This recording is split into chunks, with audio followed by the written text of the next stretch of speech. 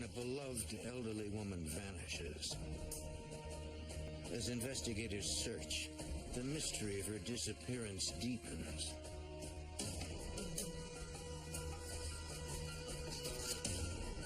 The truth begins to emerge, but slowly and in unexpected directions.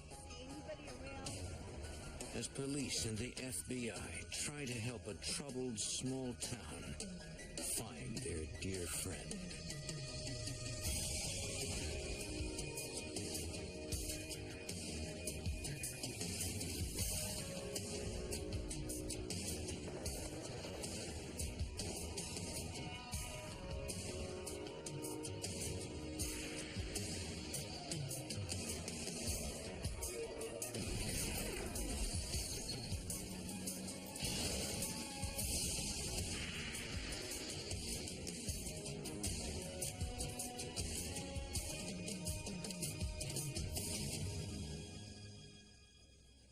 In 1992, a woman disappeared from her Memphis home. When the ransom went uncollected, the FBI suspected a desperate amateur and feared the worst. I'm Jim Kallstrom, former head of the FBI's New York office. As the search for the woman progressed, investigators uncovered a web of lies and false accusations designed to hide the real perpetrator.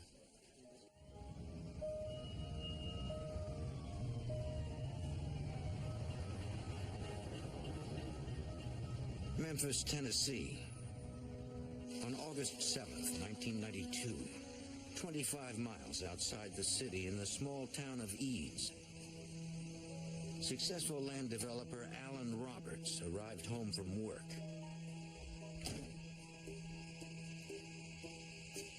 As usual, his wife's car was in the driveway, but he was surprised to find the mail there.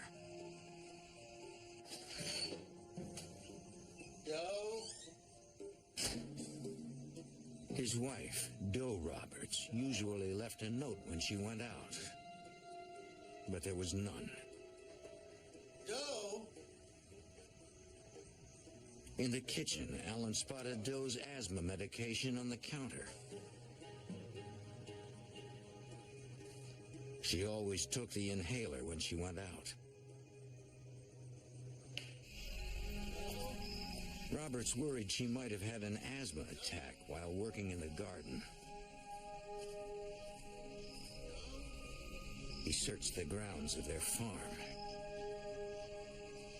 No sign of Doe. Doe? Doe? He was about to call the police when his telephone rang. Hello, Doe? It was a man speaking with an Asian accent. You have Doe? What do you mean you have Doe? What do you want? The caller demanded a $100,000 ransom for Doe's safe return. Oh, it's not a problem. I can take care of it. It'll take me a little time. You just let me know what you want me to do, and I'll do it, okay? But he didn't explain where to take the money. Where do you want me to take it? Before he hung up. Hello? Stunned, Alan immediately called the Shelby County Sheriff's Department and told them about his wife's disappearance and the ransom call he received.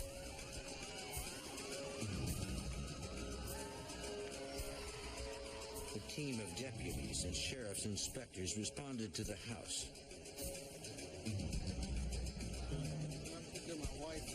Roberts told them he did not recognize the voice of the caller and did not know anyone who would want to harm Doe. Came back home then about 7:30, 8 o'clock. I woke up. As the interview continued, agents from the FBI's Memphis field office arrived.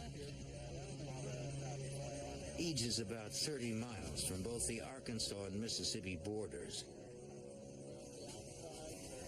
If someone took Doe across state lines, the FBI would take the lead, since transporting a victim state to state is a federal crime. Roberts explained he last saw his wife that morning. So you plan on working in the They had garden eaten today? breakfast together, as they had every morning for 43 years. Yes, I am. I hope it's not too hot to work. At 10, Alan left to meet a prospective out-of-town buyer for a property he was developing. All right. Have a good day. Bye.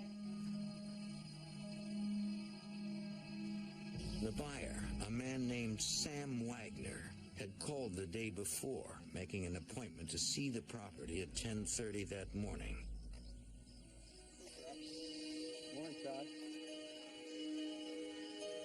Robert said he waited for over an hour, but Sam Wagner never showed.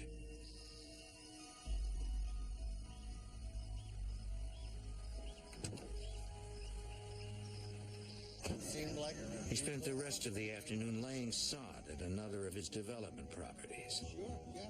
If you want to. Okay, we'll come in this way. The investigators needed to check the house for evidence. Robert showed them Doe's asthma inhaler and said if she suffered a serious attack without it, she could die. Serious killer, so They needed to find her immediately. should have it. So Knowing that people sometimes run off voluntarily, faking abductions to cover themselves, deputies checked Doe's bedroom. Her suitcases and all of her clothing were still there,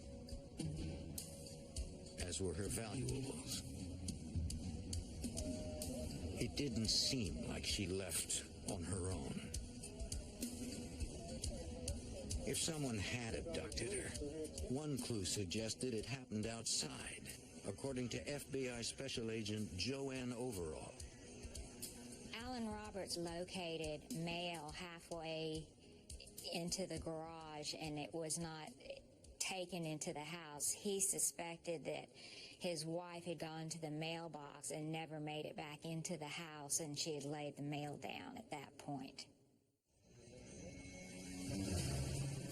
Beginning at the driveway, deputies formed search lines, fanning out in a grid pattern to scour the 150-acre farm for any sign of the 65-year-old woman or what happened to her. Despite the efforts of multiple search teams, they found nothing.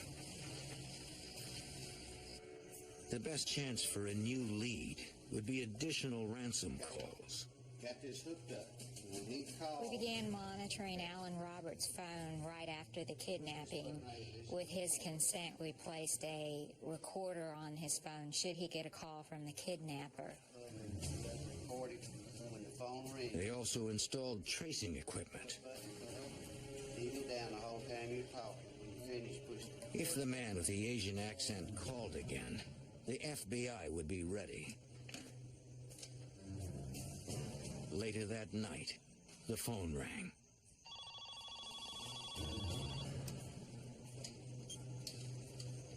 Hello? Yes? It was coming from a nearby payphone.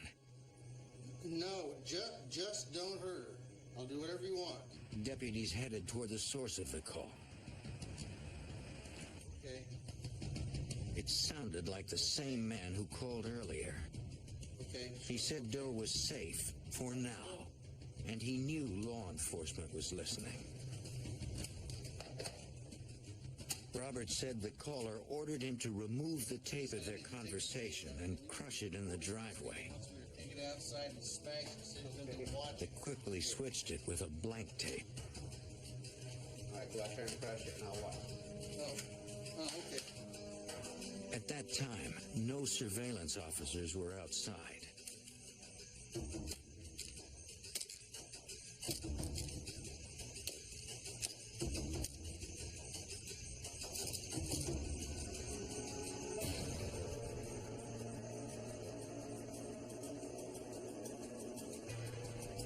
When Shelby County deputies arrived at the payphone, it was clear. Exact location? Whoever made the call was gone. By daybreak, investigators expanded their search into the Eads community, asking friends and neighbors when they last saw Doe and if they noticed anything unusual on the day of her disappearance. Doe and Alan Roberts. Yeah, sure. They live right over there. No one recalled seeing or hearing from her that day.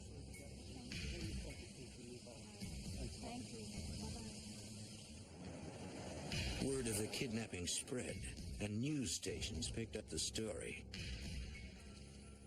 Joe Birch of WMC-TV in Memphis reported on the small community's reaction to Doe's disappearance. A lot of people felt it must have been someone from the outside who committed this crime, because these people worshiped together, they went to square dances together, they spent a lot of their time together, and their focus was their little community and staying away from downtown Memphis and all the danger that might be here. So I think the people in the Eads community felt like an outsider probably committed this crime. As the investigation's first full day drew to a close, Special Agent Overall's concern grew. The 24 hours immediately following a kidnapping are critical. As more time passes, the chances of finding the victim alive diminish rapidly.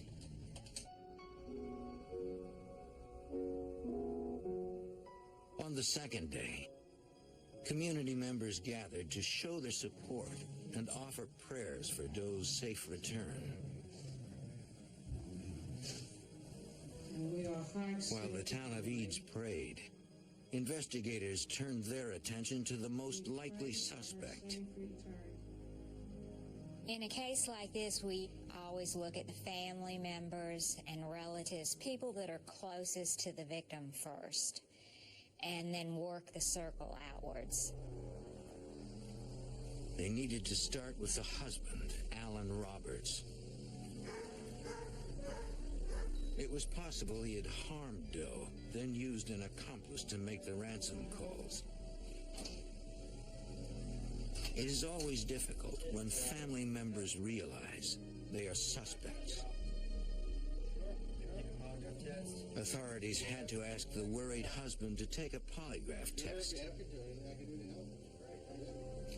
It was an unexpected request, but Alan agreed.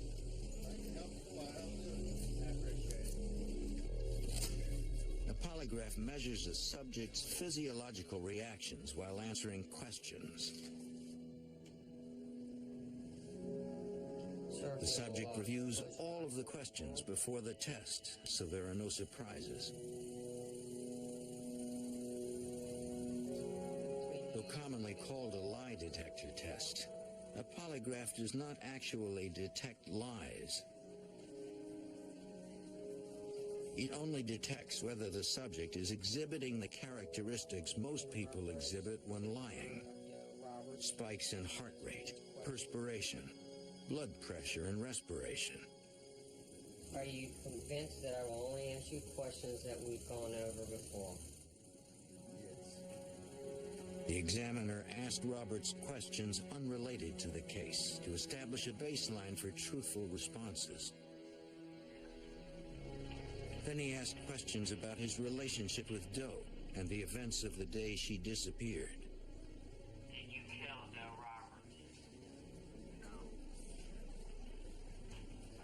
Roberts? The examiner then interpreted the graphic output to determine if Roberts appeared to be deceptive on the questions about the case. All right. In his opinion, Alan Roberts answered all of the questions truthfully. Alan was sure this was the end of it. But agents knew the test results were not always accurate. They could not eliminate him yet.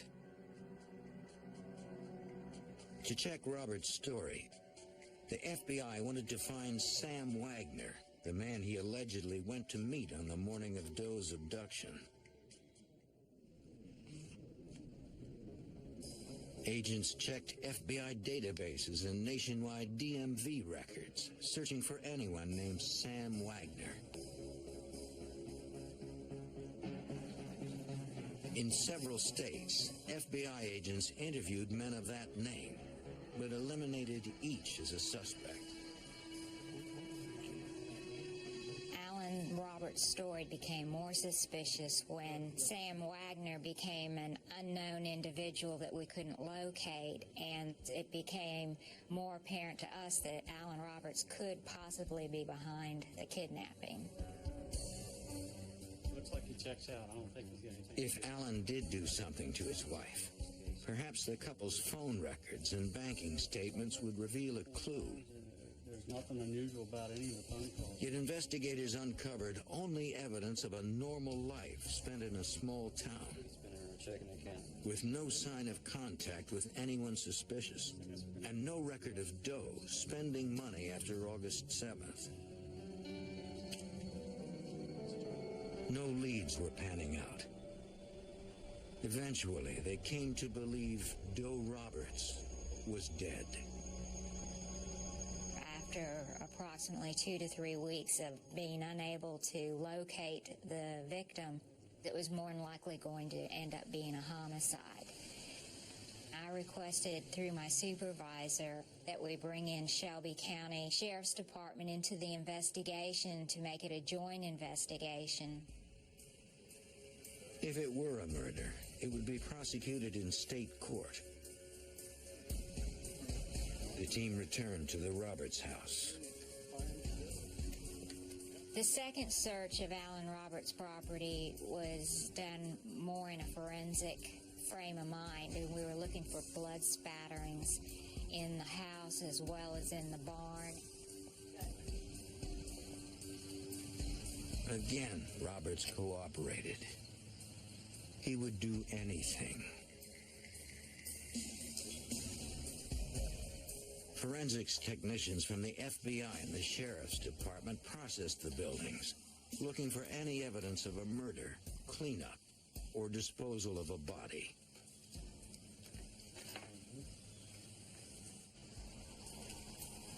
The painstaking search lasted 2 full days. Alan Roberts grew more frustrated that law enforcement had to devote so much time to him as a suspect. He was wearing down, and the real kidnapper was out there somewhere.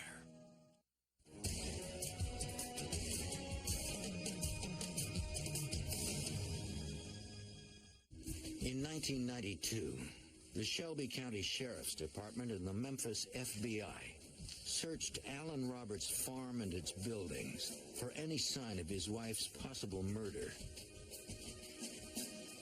Roberts had passed a polygraph, and now none of the items on his property tested positive for blood. Yet no other suspects emerged, and investigators had developed circumstantial evidence that implicated Roberts. Although several witnesses had seen Roberts that day, his confirmed alibi only accounted for about 5 hours. Authorities knew that left plenty of time to get rid of a body. Also, some members of the Eads community gave statements claiming Alan Roberts had acted in a suspicious manner following Doe's disappearance, according to Special Agent Joanne Overall. People within the community felt he did not openly grieve for the loss of his wife. He was socializing shortly after her kidnapping, that both him and his wife were members of a square dancing group, and within a couple of weeks, Alan was back at the square dancing group with various partners. Investigators kept watching Roberts as he tried to carry on with his life, struggling with the frustration of not knowing where his wife was and being the only suspect in her disappearance.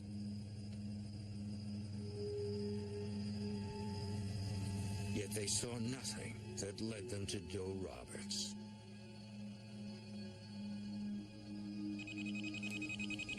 In September, The man with the Asian accent resurfaced, now saying Alan was involved. The kidnapper began calling people in the Eads community, stating that Doe Roberts was still alive. Many of the phone calls indicated Alan was part of the scheme to kidnap his wife. It was extremely frustrating because he never gave specific points to drop money. Okay. Here? Each of the calls were made within a few miles of the Roberts house, a significant risk in a small community buzzing about the case. This boldness suggested that the caller was an insider, familiar enough to be inconspicuous in public, and that he considered himself beyond the reach of investigators. On October 8th, 1992, 2 months after Doe disappeared, the kidnapper called Alan Roberts again. Is she okay?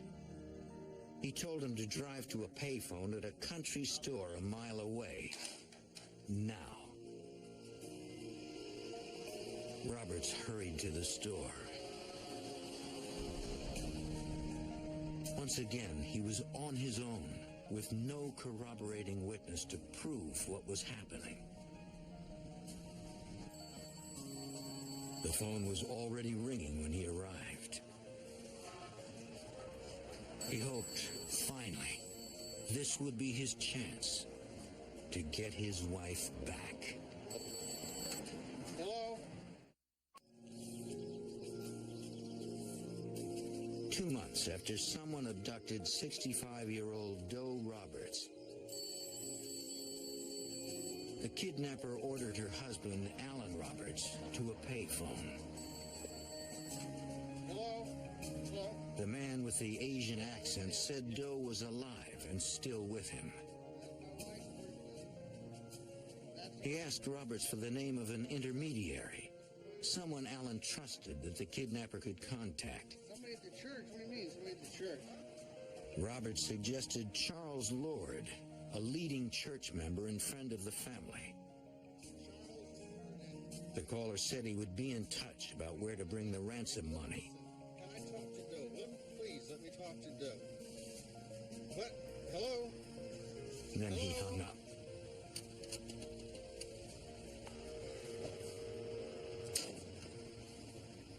Well, they've been good neighbors. Charles Lord, the man Roberts picked to be his intermediary, was a civil servant and treasurer of the local church. He made a public appeal to the kidnapper on Alan Roberts' behalf, asking the man to call him and finally give specific instructions for a ransom drop. Call my number, and I'll line up how to get. They all wanted to get Doe back. There you go. More calls from the kidnapper came to Charles Lord and others in the community, but still no details for an exchange. In November 1992, Charles Lord called investigators to his home. Special Agent Joanne Overall hoped they finally had a direct link to the kidnapper. Charles Lord stated that late in the evening he heard a car out on his cove. He walked down to the mailbox and there was a letter placed in his mailbox, which was a kidnapping ransom letter. Investigators were glad to have physical evidence. Fingerprints, hairs of fibers on the letter might provide a link to the kidnapper. But by the time they got to it, they found the evidence tainted.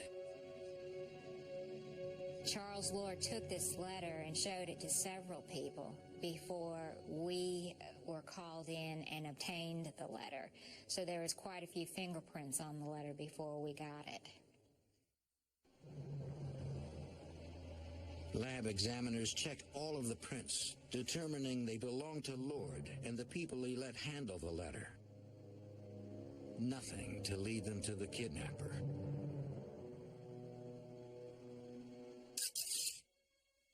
The message was no help either. The ransom had been lowered, but still, no instructions for a drop. It seemed the kidnapper was playing games with them. In case he contacted Lord again, agents set a trap.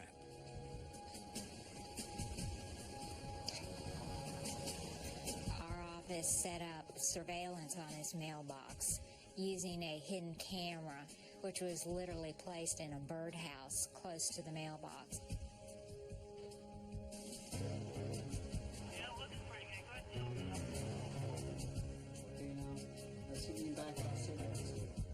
If the kidnapper dropped off another note, they'd have him on tape.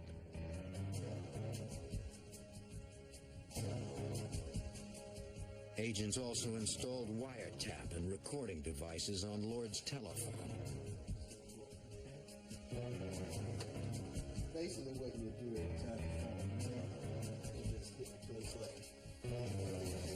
They still had no real evidence against Alan Roberts. But a new suspect was developing. Yes, sir. Come on in. Charles Lord began taking an active role in the investigation, often stopping by the sheriff's office to check on their progress. Roberts, no Roberts. Yes, sir. The deputies became suspicious. Wanted to come by. He seemed too interested. Their suspicion deepened because of the peculiar nature of the phone calls he claimed he got from the kidnapper. Charles Lord stated he received several phone calls from the kidnapper. He did say that he talked with Doe Roberts, which was unusual because none of the other callers talked with Doe Roberts. But agents never got tapes of the calls. But every time he received a telephone call, it appeared that our equipment didn't work. Over the next week, Lord reported another ransom letter and one of Doe's scarves placed in his mailbox. Agents recovered no evidence from the items, but hoped their camera captured images of the kidnapper. They had plenty of the regular mail carrier. But when the tape got to where the kidnapper should appear, it went blank. When the equipment that was placed at Charles Lord's residence continued to fail, I just thought we had poor equipment. And eventually, it became apparent that somebody was tampering with it. Then the victim's husband, Alan Roberts, reported a strange encounter with Lord. He said the night before, at the Eads Community Center, Lord summoned him to a private meeting. Alan was surprised when his friend offered to help get Doe back for a price.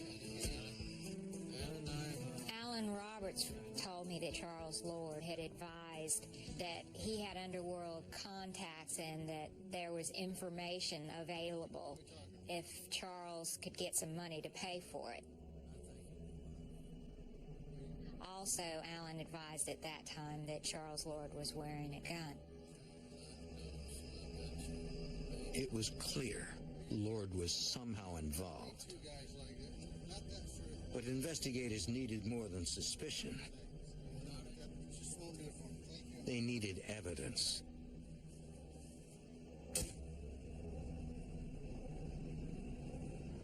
On March 4th, 1993, 7 months after Doe disappeared, there was another twist in the case.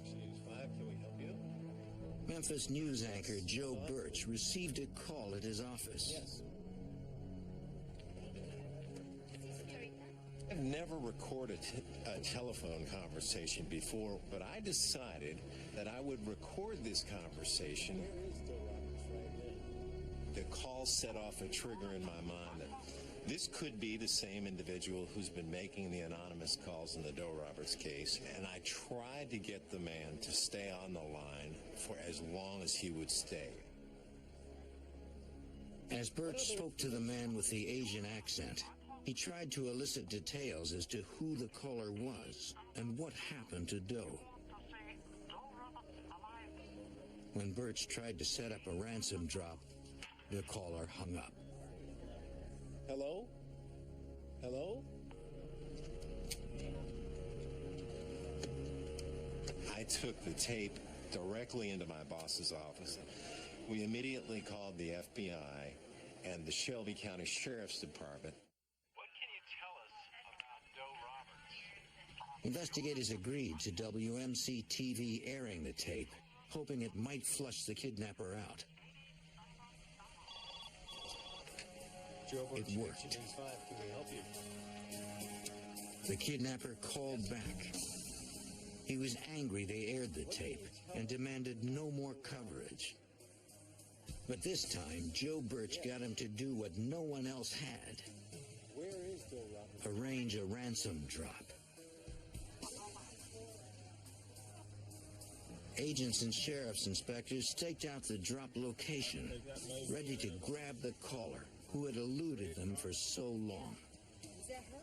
That's her. You're positive? Yeah. As instructed, a reporter from WMC-TV drove to the spot with $80,000 in cash. It's her, but I don't see anybody else. Do you see anybody else? Everyone waited, hoping. Sit tight. We may have somebody else. They may be waiting. But the kidnapper never showed. Weeks passed with no movement on the case.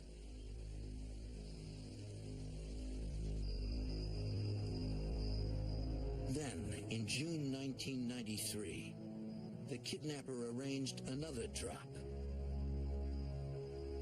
He called two of Doe's nephews and told them to bring the ransom money to a local motel.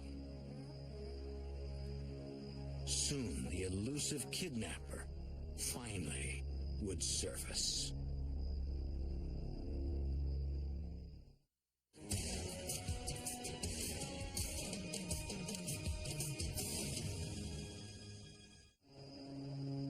In June 1993, investigators working the Doe Roberts kidnapping staked out an Eads, Tennessee motel.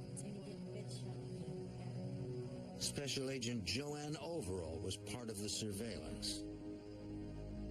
Doe Roberts' nephews received a call from the kidnapper, and they tried to make an arranged ransom drop.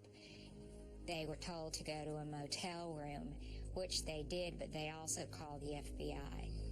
They were waiting to get a phone call or meet with somebody. Other surveillance deputies had been unable to find suspect Charles Lord that night. As the team at the motel watched, a man approached.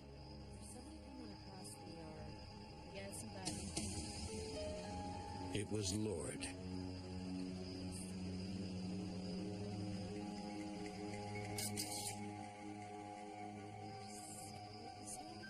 He went to the room the nephews had rented.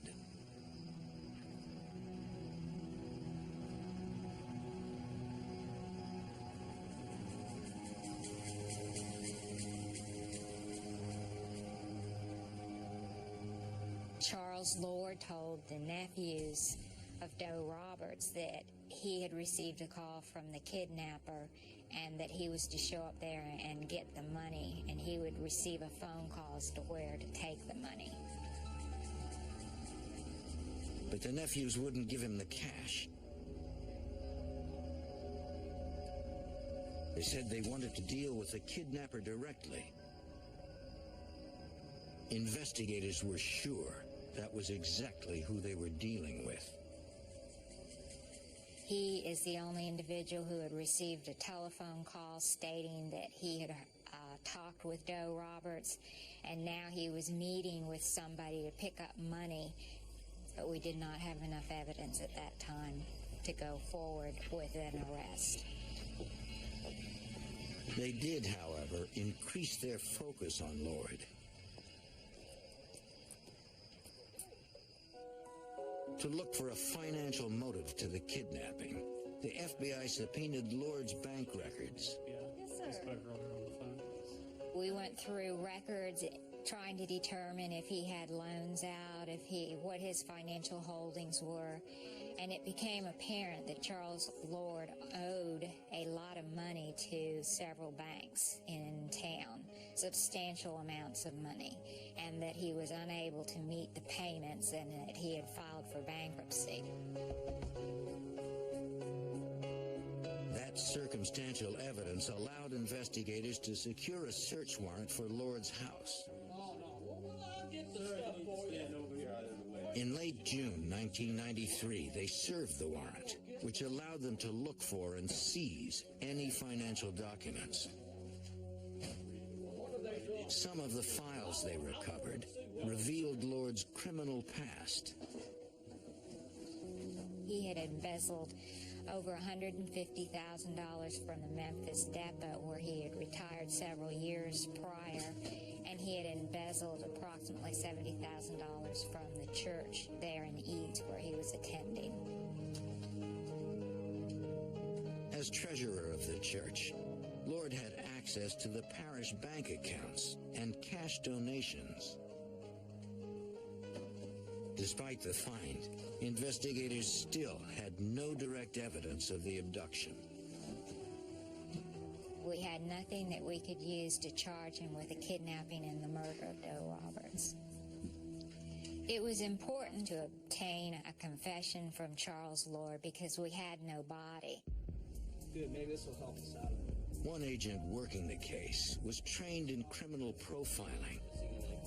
He suggested Lord was a manipulative, pathological liar who believed he was untouchable. It's going to help Sal, but I don't know if it's The agent felt that overwhelming the suspect's ego was the only way to beat him. What you guys need to do is let The plan was to bring Lord in for an interview and let him see what he would take to be evidence of a massive investigation against him for months. push into his confessing. Agents created numerous evidence boxes, hoping to trump Lord's belief he was above the investigation. Then, on August 25th, 1993, at the FBI's Memphis field office, investigators met with Lord and his attorney. I got some questions about. Do you know anything about this Derek Roberts? As Charles Lord sat in that room during the interview, I was watching him look at these boxes, realizing that he had been under surveillance for a lot longer than he had anticipated, and he became very nervous. Sensing that he was ready to crack, the investigators offered him a deal. Charles Lord was told by our office, as well as the Shelby County inspector, that if he would take a polygraph and pass a polygraph, we would not look at him any further for the Doe Roberts kidnapping. However, if he failed the polygraph, his attorney and Charles Lord agreed to a further interrogation in reference to the kidnapping. He agreed.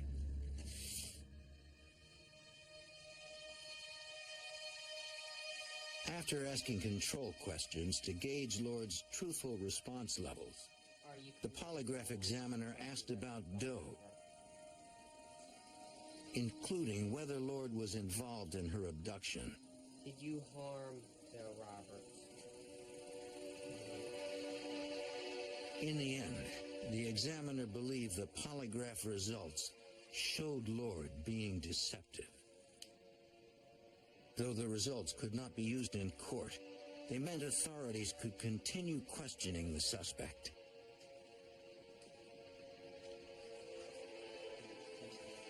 With Lord's attorney present in the interrogation room, FBI agents and inspectors from the Shelby County Sheriff's Department pressed the suspect, returning again and again to the polygraph results.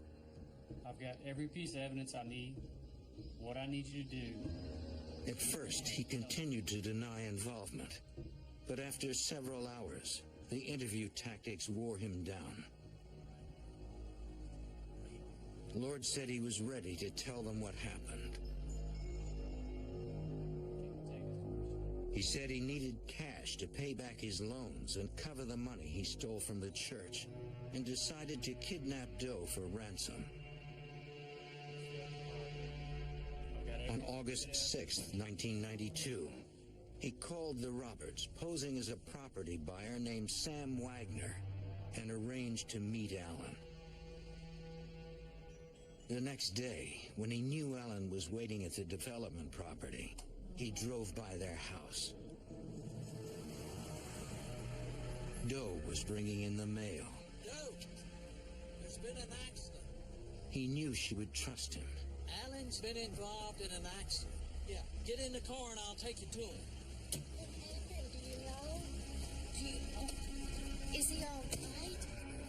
Lord told investigators he planned to release Doe after he got the ransom, but she suffered a fatal heart attack in his car.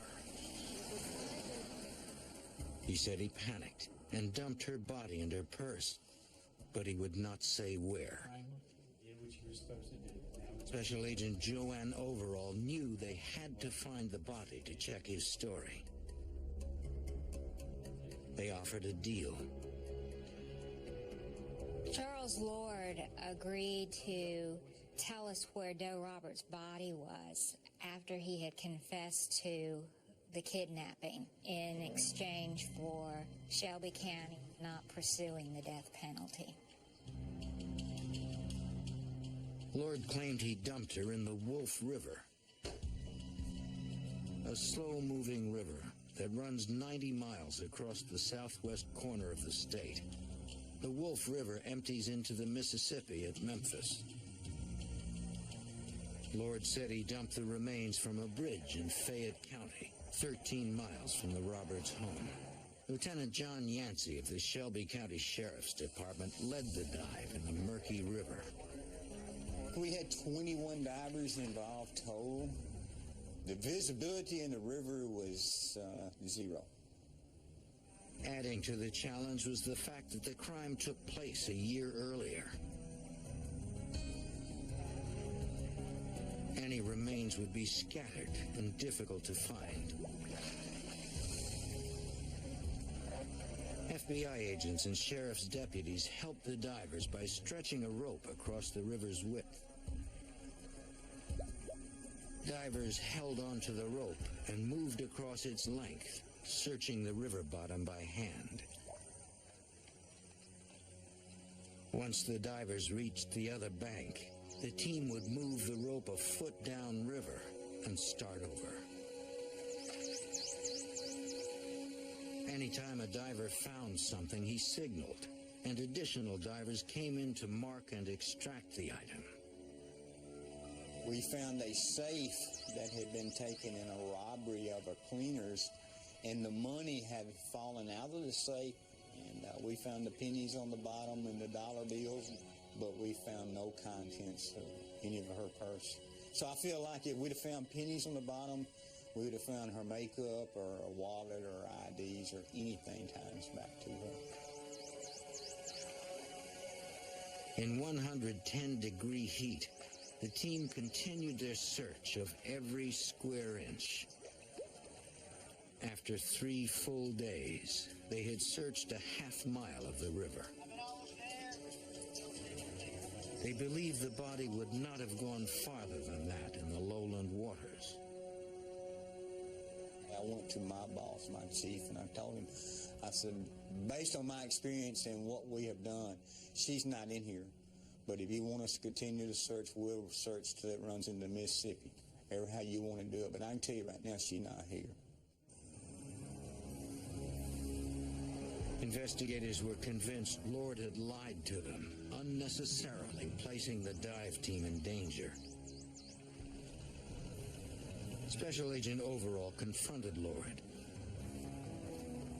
We took Charles Lord out to the site and explained to him that these divers were putting their lives in jeopardy and we needed to find the body, and it didn't appear that the body was there.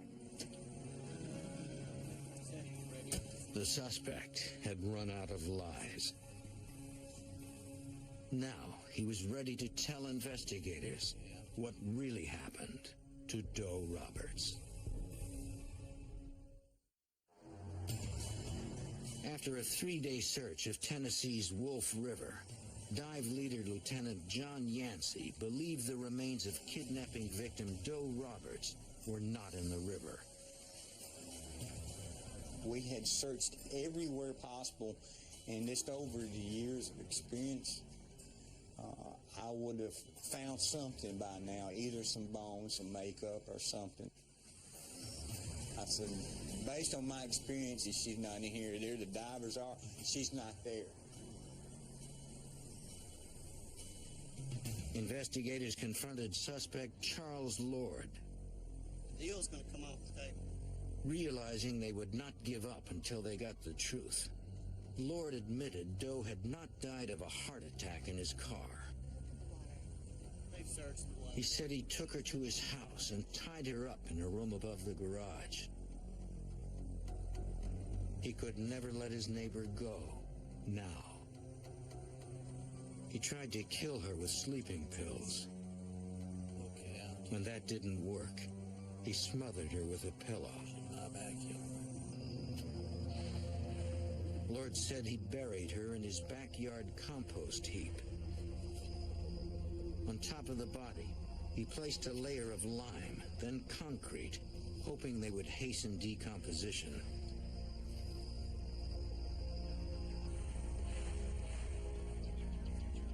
They needed to determine if Lord was telling the truth this time, to retrieve evidence and give Doe's family the closure of knowing what happened.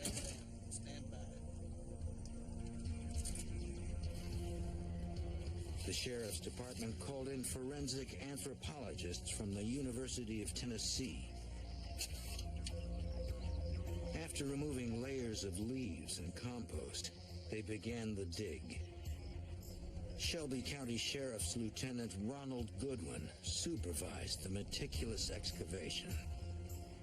It's just using brushes and little trowels, much like uncovering artifacts. And it's one spoonful at a time to make sure that you don't miss any evidence and make sure you don't do anything to harm what evidence may be with the body. After 2 hours, they pierced a shell of concrete and lime.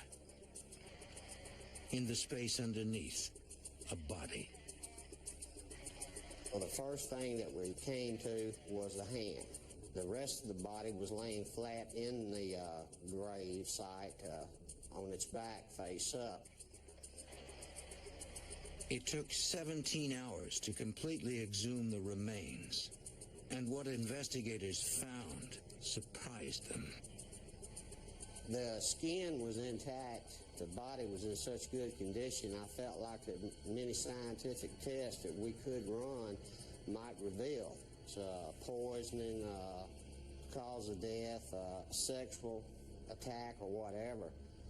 It appeared that the actions that Mr. Lord had taken, such as the lime and so forth on top of the body, had worked in reverse, and it had preserved the body for us. The most chilling detail was the position of the 65-year-old woman's hand. The only thing that was out of normal position was the hand, which was up in front of her face in a defensive position with the fingers spread. It appeared to investigators she might not have been dead when she was buried. Maybe she was still alive. Maybe she was pushing up with her hand. Over a year after Doe Roberts disappeared, the FBI and Alan Roberts had their evidence. On October 19th, 1993, Charles Lord pled guilty to first-degree murder and kidnapping. He was sentenced to life plus 25 years. Doe's husband, Alan, had endured being a suspect for months. Now, with the truth out, he could finally lay Doe to rest. But one challenge remains for Alan Roberts. It's an uneven closure. I'm trying to forget about Charles, Lord, and I'm praying that God will let me forgive him. I'm praying that Doe is in God's hands right now.